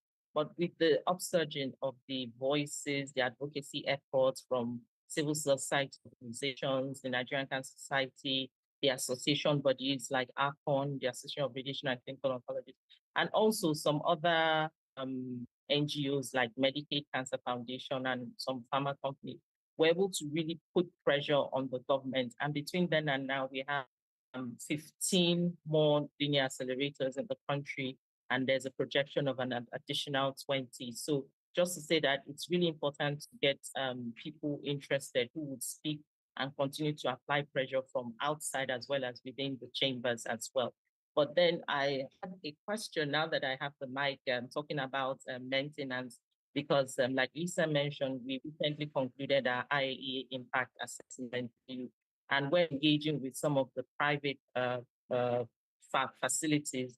They mentioned the huge cost, the cost involvement for maintenance. And I think, yes, they had built for it, they had planned for it and put it into their budget for over the years, but then with the fluctuations in the dollar, there was a problem. But the real question really was that for some countries outside of Africa, people in getting those radiotherapy machines, they didn't have to buy outrightly. So for the vendors that are there, the manufacturing companies that are there, can there be, now that we're talking about advocacy and we know the huge disparities that exist in Africa and many other LMICs, can there be tailored funding solutions that come from higher up that allow people on the ground to be able to lease those machines and free up more money for machine maintenance to reduce downtime? Again, this is also to ensure that patients receive the care they need and improve patient outcomes. To respond to that. I mean, yes, Lamaka, I think that when we look at Thank you,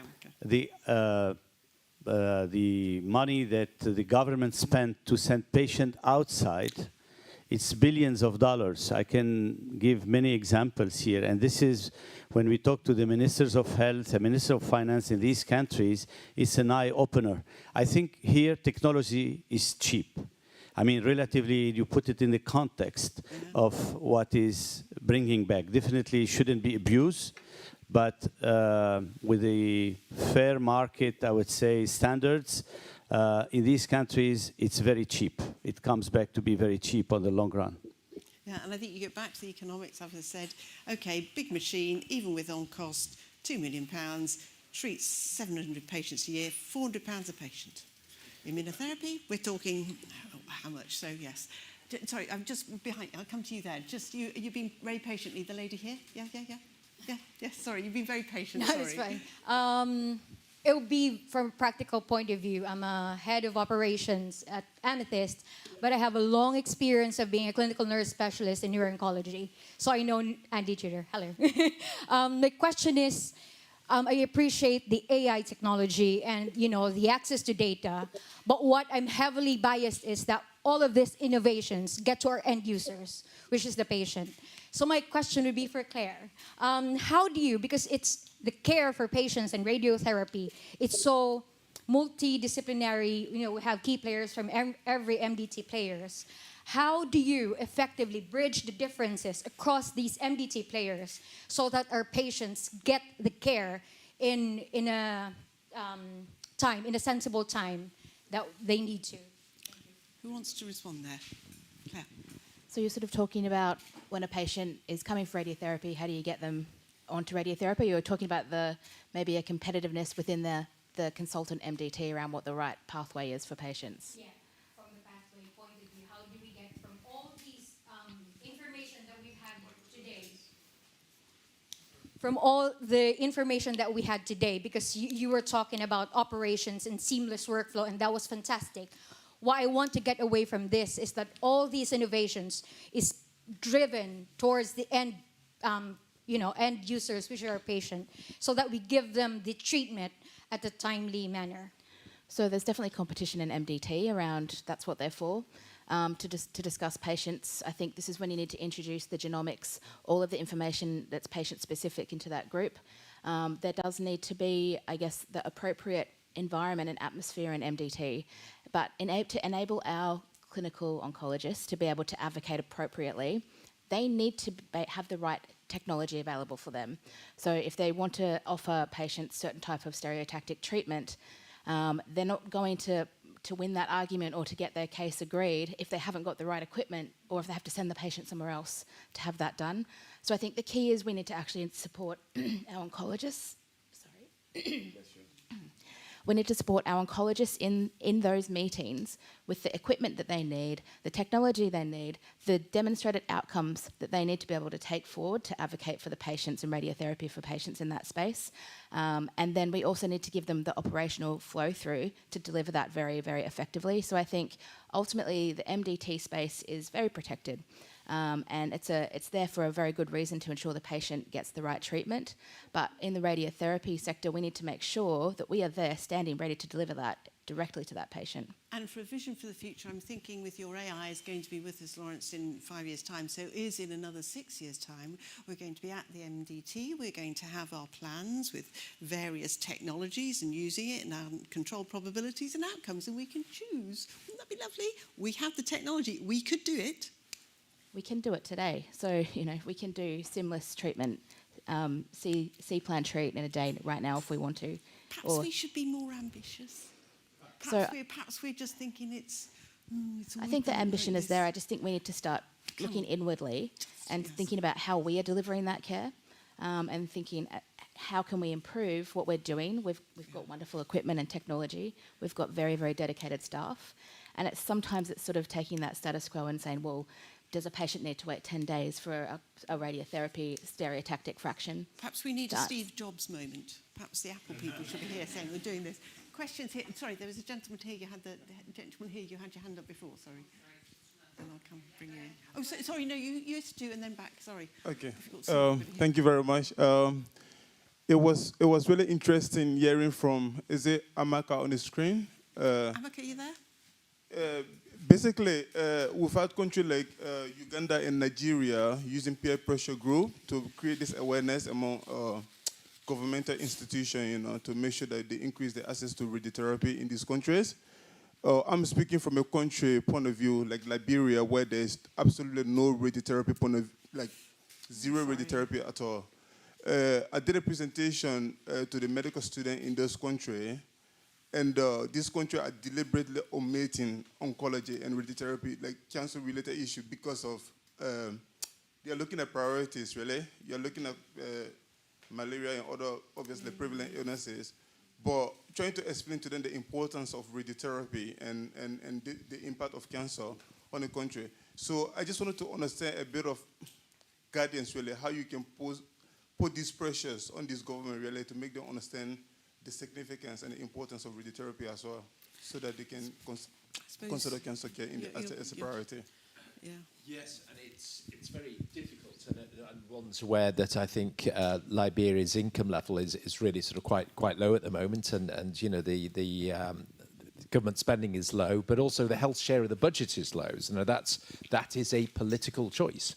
You know that I think that you do see some low-income countries in Africa that their leaders have chosen health as something to really deliver to the population. Rwanda is a very good example of that.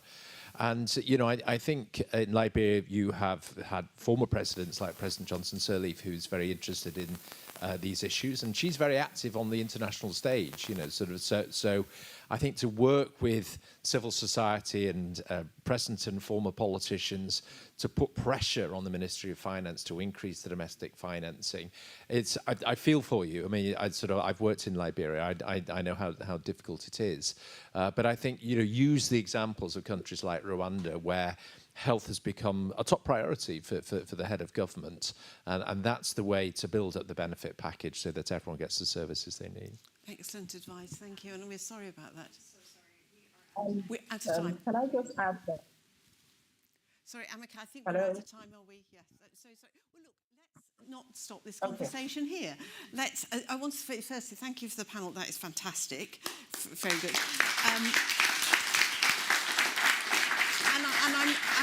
I'm sorry we didn't get to everybody. We could have covered radiotherapy in emergencies, and I'll send you to the Global Coalition Radiotherapy website about that. That's another big area. I was going to attack Jackie at the back there and ask her what about managed service deliveries and other questions here. But let's carry on this conversation. I thought it was a fantastic, fantastic session. So just to wrap it up, honestly, thank you. It was great. This was great. We also, Tim Probert's here. We're going to do this radiotherapy essential standard so that perhaps people with cancer plans can then say this is the next level down, this is what you need for your radiotherapy, and do this there. Obviously, I think Tim's looking for some industry support or whatever, but that would be nice. I think obviously good for the Radiotherapy Awareness Day. We really need a Radiotherapy Awareness Day. We absolutely need this. And also, we want to hear from you. You want to hear back from you. We've got a survey, is that right, Darian? Yeah, if we go through the slides. And there's a QR code for the survey as well. Oh, QR code. Thank you for our sponsors, everybody. Thank you, thank you, thank you, thank you. You're not just funders, you're actually partners, and serious partners, because, we work together on this. And then this is a QR code for your survey. We've got the QR code. I'm getting good at this. I like it. Please, and let's not stop the conversation now, because we can continue it. And remember, we can do some webinars, we can get through this. And then also, I would say, reaching out to people with questions from lower and middle income countries for advice. These experts are here. We can feed them through. So thank you, everybody. Absolutely fantastic. Thank you. Thank you, our panel.